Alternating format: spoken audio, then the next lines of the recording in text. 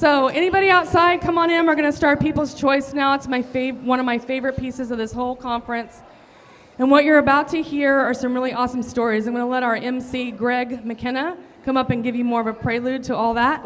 But I really want you to lean in and listen, and you're going to get an opportunity to vote for your favorite storyteller. So with that, it is my pleasure to introduce Greg McKenna.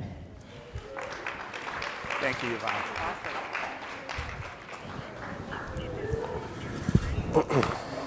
All right. For the second and maybe the most public time in my career, I'm going to break the cardinal rule of lawyering.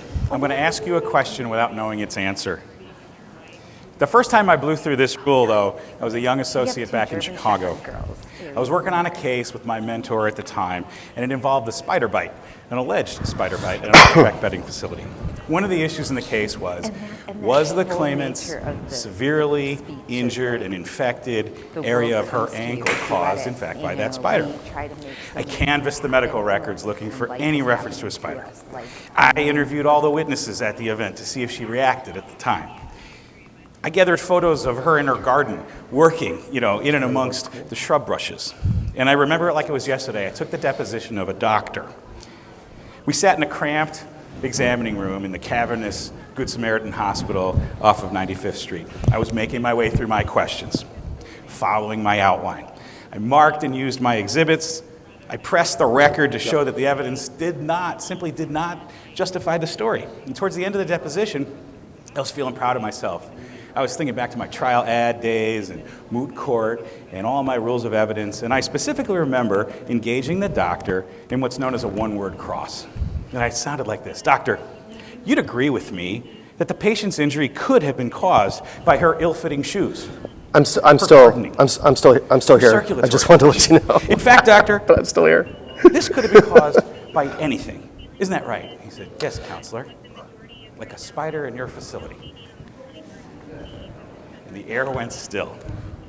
And I looked at my opposing counsel. I'm fine with it. I think I'm just interrupted the silence. disconnected He because said, I don't have children. "Let the record reflect So, Mr. McKenna led with his I'm good jaw. with whatever the group He wants. will never make that I'm kind of a mistake go with the again. flow kind of guy. Until now.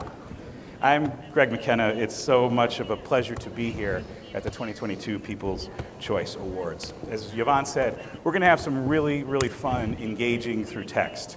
And you'll see that as we come up in between each session. But for right now, I'm going to go old school. Everybody's got a pen, you've got your paper, just so we can get practicing. At the top of your program here today, I want you to just write this down. Don't yell it out. I want you to think about this, because it's a word. And I'm going to ask you, think for yourself, how would you finish this sentence? When I'm faced with a significant decision about my own welfare or the well-being of my family, I only seek guidance from people that I...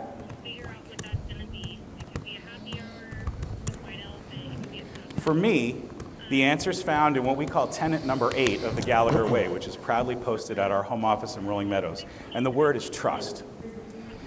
The tenet, which is a powerful statement for us. It says, suspicion breeds suspicion. To trust and be trusted is vital. There's two things I admire about this tenet. First, it tells us to lead with trust. It asks us to make the first move. Trust first, be trusted second. Puts us in control. Second, it reaffirms the idea that being trusted is vital to this industry. Again, the words are spot on. Trust is beyond important. It's vital, as in we can't function without it. So consider the following. Today, a painter is going to arrive on a job site. He's going about his ordinary day. And through no fault of his own, his life is about to change. His health, his livelihood, his emotional well-being, the welfare of his family is about to be put at risk as he loses his grip on a ladder. And before long, he's going to receive a call from one of us. He's going to say, he and his wife, he and his family are at the beginning of a long journey back to wellness. And perhaps the first time, he's going to have to make decisions that are going to affect the rest of his life and the well-being of his family. And before we even finish our own introduction, he's already formulated one critical question in his mind. Do I trust the person on the other end of this line to help me make the decisions necessary to put my life back in order? Trust. We live it every day. And it's a journey that's built one interaction at a time. and it's a journey we're about to take together.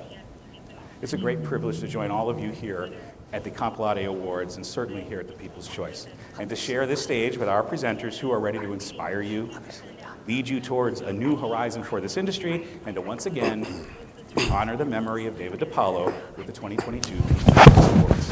I've said this before. This event is fast to come of our year. Today, we're going to feature 7 of our industry's most influential leaders telling their most powerful, inspiring stories, each doing their part to help change the narrative of our industry. I'll introduce you to each one of them in turn. Each of the presenters will share their unique story, so listen intently. Ask yourself, did the storyteller move you? Did you feel the passion in his or her words? Keep notes on each story on the sheet that we've provided below. The new feature that we're adding this year, in addition to the text to vote, is after each story, after we applaud each of our presenters, where you're going to have an opportunity to be prompted. And we together are going to build a word cloud. I want you to listen for that key character strength. What is that key fundamental core concept that you heard in each of our stories? And for each of our stories, we're going to build out the words that you see as the core strength. And by the end, we will have developed what we believe are the core characteristics of our industry through this word cloud process. So we're super excited about that. At the end, we're going to go ahead and vote for the overall winner of the People's Choice Awards, which will be announced later on tonight. Okay, David understood that the stories we tell in workers' compensation build trust. Best-selling author and noted expert on interpersonal relationships, Stephen M.R. Covey, said, "The first job of any leader at work or at home is to inspire trust. It's to bring out the best in people by entrusting them with the meaningful stewardships to create an environment in which high-trust interaction inspires creativity and possibility." In support of his principle, Covey identified that there are 3 core ingredients to trust: character, competency, and consistency. And these concepts so neatly fit with David DiPaolo's vision of why we're here at Comp Laude. It's an event that's held every year, consistently, pandemic or not. Every year we actively celebrate the competency, the most competent individuals in our industry, from claims professionals to judges to regulators to doctors to service providers. But at the same time, and unlike any other conference, Comp Laude dives into the character of workers' compensation through the Injured Worker Panel, the recipients of our Injured Worker of the Year, and of course, the People's Choice Awards. As you'll soon see, each of our 7 stories is a composed, compelling, and inspiring thought about the nature of our industry. But as we step back, our stories today coalesce to depict this transformative process known as the trust equation. Trust equaling character plus competency plus consistency. As we proceed this morning, you'll hear from each of our presenters that will help us develop the components of this equation, and with your help, we're going to identify those prevailing character traits in our industry. So let's get started.